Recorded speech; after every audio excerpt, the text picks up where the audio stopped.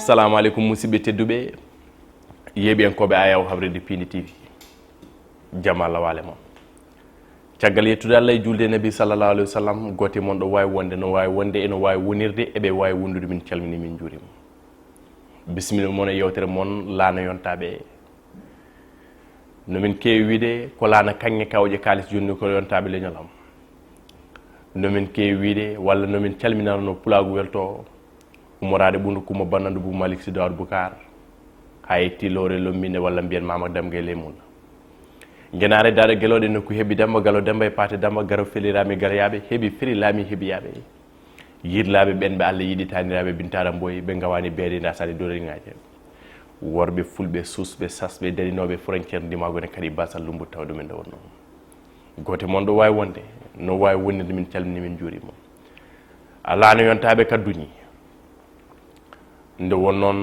ɓe mbi ko jaase yimɓe komo yiɗa darjude kono raɓɓiɗi balɗe ko jaaɗomo gollani on gorko yi aduna ko ñande ganduɗa koye hitande ujunere temedde jeenayyi e nayyi woni 1904 e nder ngon wuuro wiyete ko Tivaouane ummade ganduɗa koye Yaye Sophie walla mbiyen sokhna Sofiatou Niang Aram Bongo goto e taniraɓe Alboury Birame Bene Ndiéguène ummade kadi ganduɗa koye on biyaɗo mawɗo Alaji Malik Mama Ousmane Sy ena wayno ganduɗa ko Allah arjiginimo oore aduna o woni ganduɗa ko neɗɗo mo ala gagne walla ciforɗen mo ndungu o jeeya ganduɗa ko ɓesgu Alaji Malik kono kadi o heeɓi fartaŋe joɗade oɗon sirlol hilafati tijaniya ɗo e Sénégal caggal ganduɗa ko ndeɗon jangde lobbere ma en guerto e tarihi makko e cimtol ngol mbaɗɗen e makko hol gonnoɗo Alaji Abdou Daw ene wayno koye 1957 caggal jaltugol aduna Serigne Mansour Sy mawɗo woni mo mbiyata bal xawmi ko nden Allah hokkimo fartaŋe kanko arde joɗade oɗon trône tijaniya o jooɗimi hen Allah arjiginimo ko ñande wonno ko 14 septembre 1997 ko nden tagore on mo gonɗa aɗa wawi sifurade mo ala gagne mo Sénégal kala yiiɗi wayni winnere nde kala Pulaar dene wiya hay mo yiyani mbaɗode nani hunali mum hay so tawi ganduɗa ko duuɓi men ene ceeɓi wasde men hawrude oɗon ñalawma kono nani cimti hol gonnoɗo oɗon gorko kono kadi hol ñande ñalawma 14 septembre siforno hande noon watti duuɓi nogas e nayyi ko ngal ɗon jaalal wirnino kono kala ñalawma walla mbiyen kala ne dawi oɗo ñalawma 14 septembre haqqillaji ɓesgu Sénégal kala ene rutto e makko saabi ɗum ko yiddemo gonga saabi ɗum ko wondemo gando kono saabi ɗum ko nunɗal makko saabi ɗum ko fondude Sénégal so tawi hande démocratie wone haale potal ngal ne haale ƴoƴande aadeɗe ene kaale Sénégal holko joui hen nde won noon ko ceerno makko Alaji Seydou Nourou Tall kañum fuɗɗi dialogue islamo chrétien ɗo e nder leydi Sénégal o fuɗɗi dialogue e nder galleji diine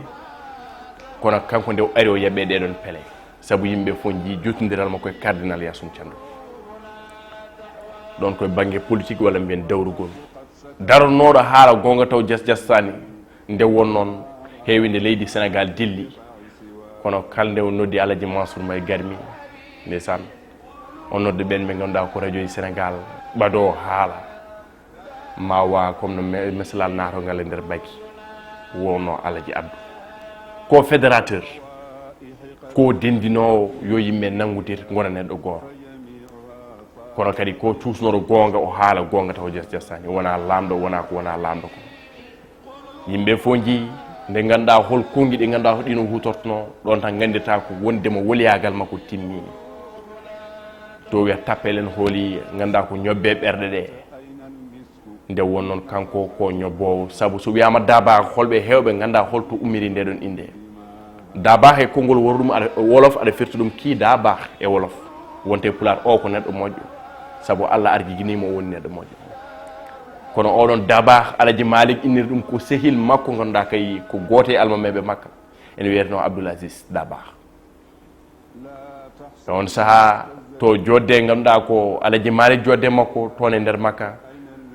o wi min nde mboɗo yinno hokkudema hooram mi jooɗoɗomi wonde ma o wi ala rutto Sénégal sa ruttima ma dañ hono am wonde o jibina Alaji Abdou inniri ɗum on Daba yimɓe mbawa haalandemo walla mbiyen en mbawa haaludemo nde wonnon mo juuwi geejolo mo taari ɗum yana ɗom ka hayso tawi ganduɗa ko leɗɗe aduna ɗe fof mbaɗama kuuɗi eɗen mbawi windude mam Abdou Tawel Gaynani ganduli ganduɗa ko diƴƴe aduna ɗe fof mbaɗe dahani mbawi winde mam Abdou Tawel Gaynani ko maayo yañgo maayo dadal maayo malal ceerno Mamou Dia yo Allah yurmomo yaafomo o meeɗi wiide ndeysan o wi mam Abdou waliyagal makko yettima ɗo ganduɗa wona yimɓe tan o ñaganto wona ganduɗa kadi ko almuɓe tan o ñaganto o ñaago haw ñagono oto ganduɗa ko dogowo woto poniyal mum yoɓu giyal waliyagal makko yetti ɗon kono kadi musidɓe fulɓe sa on jii oɗo ñalawma dawi min gari ɗo e ayaw Pin TV haalande on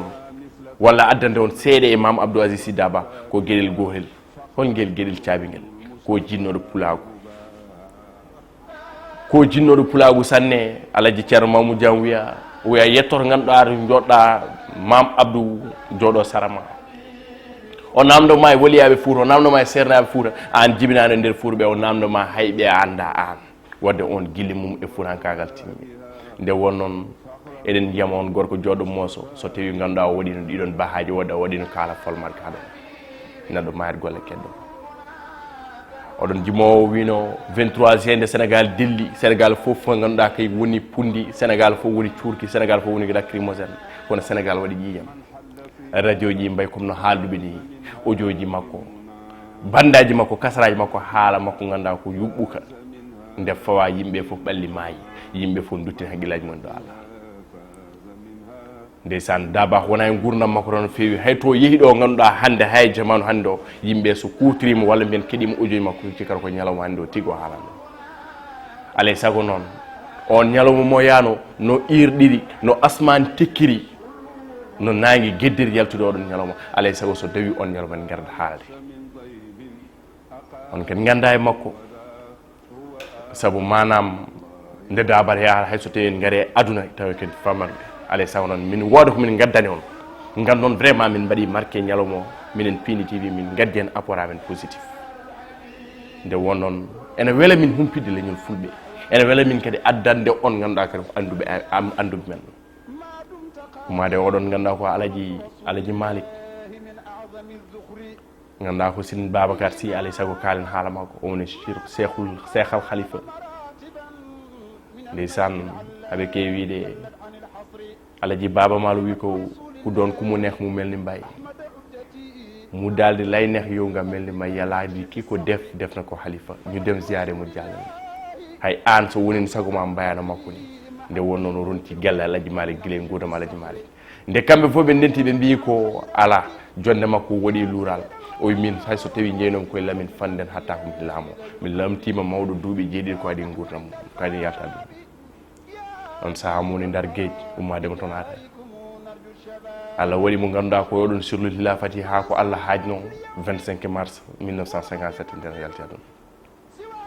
e on saha mana no jiidorno ndew yalti aduna jotti ko ganduɗa ko on biteɗo Serigne Mansour Sy Bal Hawmi mawniraɗo e Serigne Abdou on noon ganduɗa ko balɗe nayyi waɗe sur le hilafati yalti aduna ko nen Mawlana Mame Abdou Aziz Sy Dabakh jooɗi holko addi ganduɗa ko jottodiral mabɓe ɓen taltalɓe Mansour Sow gorko mo Dagana Thiadwalo o parami fena nde kucciɗen e Amadou Moussa Tall eɗen kaala ziar Omar yen ɓennuɗo wasde no yuɓinede o ko Alaji Malick nde yaltata aduna wi ko ɓesgam fof gaare pawe juuɗe mon e dow beccam nde ɓe payi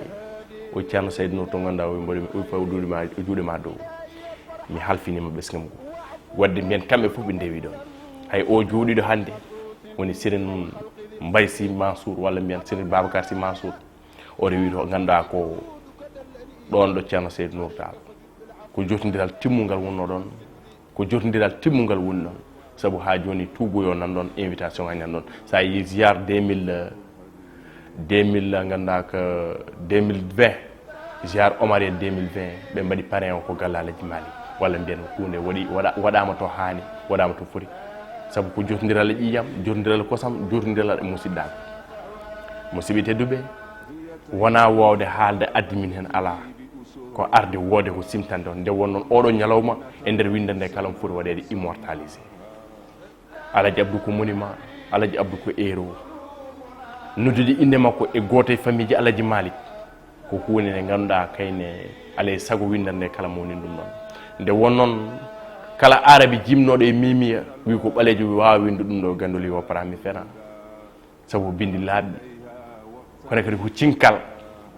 jettoro ganduɗa kadi ko timmuɗo faade nabi sallallah alih wa sallam Alaji Malik woni alay sago noon ɓen so ñalɗimo en dawi hay sen ngala unul en luɓen hay sen ngala gandal en joɗo kalan nde won noon fero wurɓe juuri o maaɓe so wiyama yimpurol funtaɓe Alaji Demba hammen heewide so abɗo yen yaron barmi sam guirlon pour di plano deji kijano deji barmu woti dasama wona jiddo jall fon kala ɗo ndewaten calminen ganduɗa kadi ko Moussa Bala Ndiaye mbeñu ganna Samba Yoɗo Yacine jeejo hollo birde felenan kure cundi omono toto leydi Congo en calmina kadi Mamadou Mbaye gorko mo Cempeng eɗen gandi kam fof tijaniyankoɓe yettiɓe gomɓe tijani ha timmi nde won noon tijani en jogui gueɗal e nder Afrique jogui gueɗal nder aduna foof jogui gueɗal kadi nder Fouta e Kumbalu Mahamadou en calminan gorko mo Medina Gounass keccingel calminogel minnede hande capanɗe jeegom hisiɓo fof ne waali hoore makko kono sa yimo ala ko yen kinare waɗi noon ko deere gorko mo Medina Gounass wiyete ko Gandoli Fadika pindi TV walla mbiyen pindi radio ne heɓtini golle ma sanne en calmini gorko mo Dagana Darou Salam Thiadou Walo kono kadi en calmini ganduɗa ko oɗon bani men debbo mo fira ko yo un ganduɗa kadi debbo mo ganduɗa kadi ko ƴaaka ko ñaami ha ko uri ko daɗɗum on Billal Biram Nagal Sana Bana Jenga ɓiire satta gaynaka wiide Ndag Mbaye ko jontaɗo e nder leñol ngol kono kadi en teddiniramo ɗum noon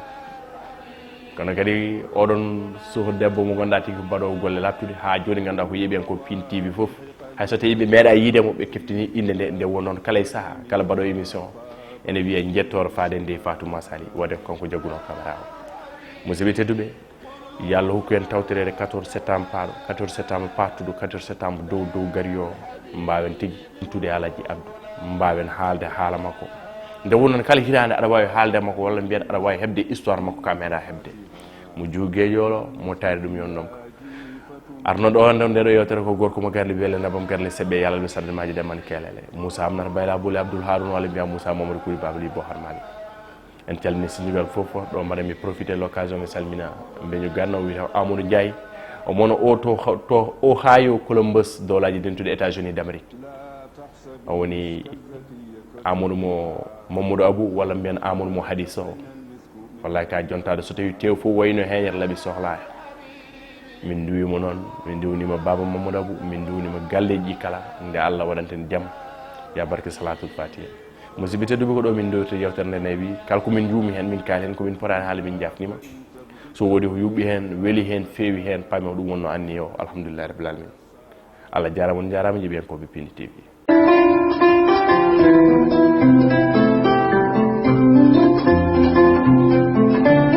o yi aduna koye nder hitande ujunere e temedde jeenayyi nayyi e nder diwan mo Thiès wuro wiitengo Tiwawon lamorgo Tijaniya ɗo e Sénégal Abdoul Aziz Dabakh ibna mawɗo Malik nene makko ni wiye Sokhna Safiatou Niang aram mongo jaaɗo e taniraɓe Albouri Ndiaye caggal jangde e duɗal ba makko ko ɓoyani mum mawɗo lombimo e juuɗe sehil mum Serigne Hadi Touré janguinɗomo yogue fannuji islam toon to Fass Touré e Diaksaw Abdoul Aziz e cagatagal mum e duuɓi nogasi jeegom rewi e juuɗe kewɗe ko wayno duɗal jaaɓi hattirki ngal Tiwawon wondude kadi duɗal jaaɓi hattirki ngal mbakkume caggal mum o yaɓani Saint-Louis omo yaari duuɓi nogasi jeegom ngam jokkitoyde jangde o heddi e nder ngon wuro Ndar hay hitande ujunere e temedde jeenayyi e capantati jeeɗiɗi e duɗal Ceerno Ibrahim Diop caggal nden jangde e wittoji ko fati e gueɗe e fannuji islam waɗimo neɗɗo mantiniɗo e nder hitande ujunere e temedde jeenayyi capannayyi jeeɗiɗi o yaɓani Makkatal Mukarrama kanko e sehil makko hono président Lamine Gueye cuuso gongo mo yattirta hen caggal tampanɗo jangde ngam faggade gandal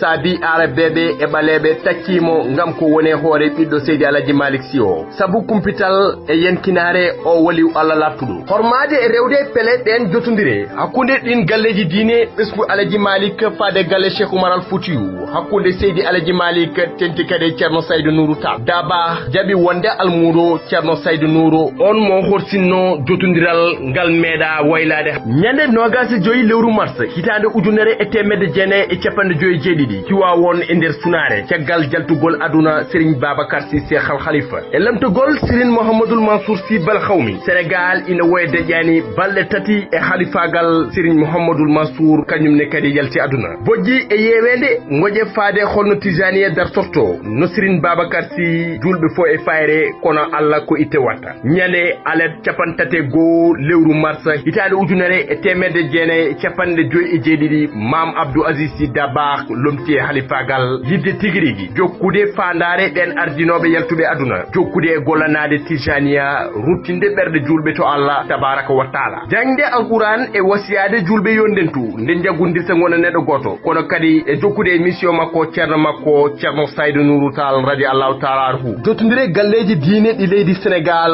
woni dialogue islamo-chrétien saabi cehilagal makko e cardinal Yassine Thiandoum Dabakh jokki e sembinde jottodire galleji diine ɗi leydi Sénégal hakkude tijani e mouride hakkude Layen e Gadri e galleji diine kala Abdoul Aziz waɗi ɗanle kewɗe to Maroc to Arabie Saoudite to dowlaji dentude États-Unis kenti kadi e nder France ha e nder Mauritanie e nder hitande ujunere e temedde jeenayi capanɗe jeegom e joyi potital fanniyankoɓe islam woni congrès islamique to Makkatal Mukarrama o woni neɗɗo mantinaɗo e ngal ɗon dental wondemo neɗɗo kumpitiɗo ngal ɗemgal arab e mbadi on discours woni ko naate ɓerɗe ɓen julɓe ɓen kadi mbaɗimo neɗɗo mantiniɗo e teskaɗo tawtornoɓe ndeɗon jonde foof on discours woni titonde tijaniya e nder Afrique ha e ñallangal hande Abdoul Aziz Dabakh gando Allah jankiniɗo joom bindande kewɗe kono kadi ko jimowo molnaɗo moole e burdiji ha e mawludaji e jime makko fade rasulu sallallahu alayhi wa sallam ina ɓuuri hen mantinede darul habibi jimol makko ɓurgol teskede ɗo ardorno burdi omo yima almuɓe ina jaɓa e nde dande makko welde sellude welde heɗade dendinɗo leydi Sénégal nde wonat neɗɗo goto labɓiɗo ɓerɗe nehi ɗumen e dow gonga jaabiɗo e inde mum Dabakh konngol e arab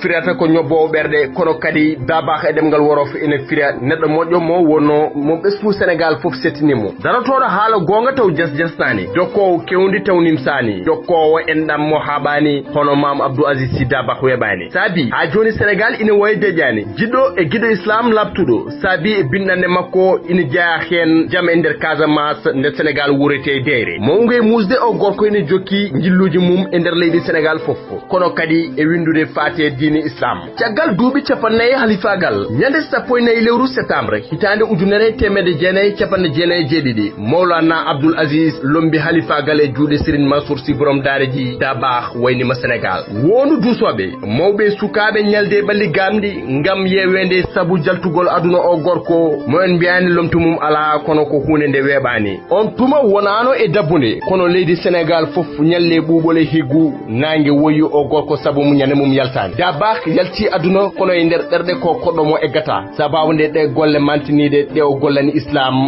ɗe majjata mayata baaɗe e Sénégal no toɓɓe Allah toɓɓe jawgal ɗum ɗon haydara momtani